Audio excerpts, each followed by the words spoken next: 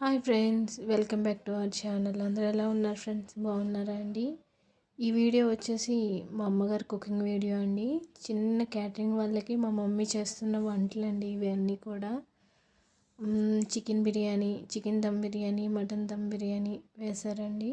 అవైతే నేను ప్రాసెస్ అయితే చూపించలేదు. చికెన్ లెగ్ పీస్ ఫ్రై కూడా చేశారండి. క్యాటరింగ్ ఎలా ఉంటుందో మీకైతే తెలుసు కదా ఫ్రెండ్స్. దానికోసం ఇవన్నీ మా అమ్మగారు ప్రిపరేషన్ అండి.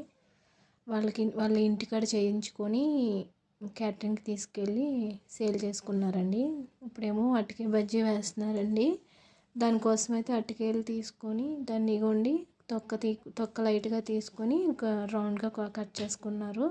ఇప్పుడు బౌల్ తీసుకొని దాంట్లోనూ వామ్ వేసుకున్నారండి. ఒక 5 కేజీలు శనగపిండి తీసుకున్నారండి. ఎందుకంటే 500 బజ్జీ వేస్తున్నారండి మా మమ్మీ ఇక్కడ. అందుకని ఒక 5 కేజీలు శనగపిండి అయితే తీసుకున్నారు.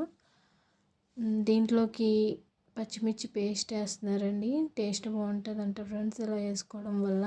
అందుకని దీన్ని పచ్చిమిర్చిని మిక్సీ పట్టేసి ఈ శనగపిండిలో కలిపేస్తున్నారండి. మొత్తం పిండికంతా కూడా కలిసేంత వరకు కూడా మనం మంచిగా మొత్తం అంతా కూడా కలుపుకోవాలండి. పిండికి అంతా కూడా కలిసేలాగా. ఇప్పుడు దీంట్లోనూ బియ్యం పిండి కూడా వేస్తున్నారండి. ఎందుకంటే అరటికాయ బజ్జీలు మంచి క్రిస్పీగా రావటం కోసం కొంచెం ఫుడ్ కలర్ వేస్తున్నారండి. మనకి కొంచెం కలరు బాగుండాలి. ఎందుకంటే బయట పెట్టుకునే కదా ఫ్రెండ్స్, ఇంట్లో కాదు కాబట్టి కొంచెం ఫుడ్ కలర్ కూడా వేశారండి. మళ్ళీ లాస్ట్లో కొంచెం వామ్ కూడా వేశారండి. ఇప్పుడు మొత్తం పిండి అంతా కూడా మంచిగా కలుపుకుంటున్నారు. అంత గట్టిగా కాకుండా అంత లూజ్గా కాకుండా మీడియం సైజులో పిండి మనం కలుపుకోవాలి. మనం కలుపుకున్న దాన్ని బట్టి అరటికాయ బజ్జీ అనేది మనకి మంచి క్రిస్పీగా చాలా టేస్టీగా వస్తాయండి. చూసారండి మా మమ్మీ కలుపుతూ ఉన్నారు. ఇంకా దీన్ని పిండిని అయితే మనం ఉండలు లేకుండా కలుపుకోవాలండి. అప్పుడే మనకి బజ్జీ పర్ఫెక్ట్గా వస్తుంది ఫ్రెండ్స్. నేను అంతగా అయితే మీకు మామూలుగా చూపిస్తున్నానండి. అంత హడావిడి అయిపోయింది ఫ్రెండ్స్, అందుకని నేను అంత ఇదిగా చూపించలేదు మీకు. అయితే దీంట్లోనూ కొంచెం వంట సోడా వేస్తున్నారండి. కొంచెం అంటే ఒక స్పూన్ వేసారండి.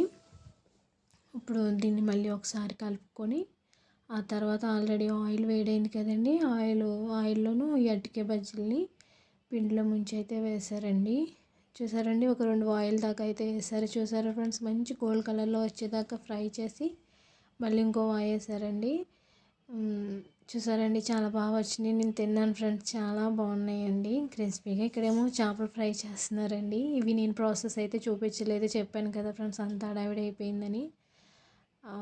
చూసారండి, మా అమ్మగారు చిన్న క్యాటరింగ్ వాళ్ళ కోసం చేసే వంట ఎలా ఉందో నాకైతే కామెంట్ చేయండి. మా మమ్మీ వంటలు అయితే చాలా ఇష్టం అండి. అందరూ బాగా చేయించుకుంటారు, ఎందుకంటే బాగా చేస్తారండి మా మమ్మీ అయితే.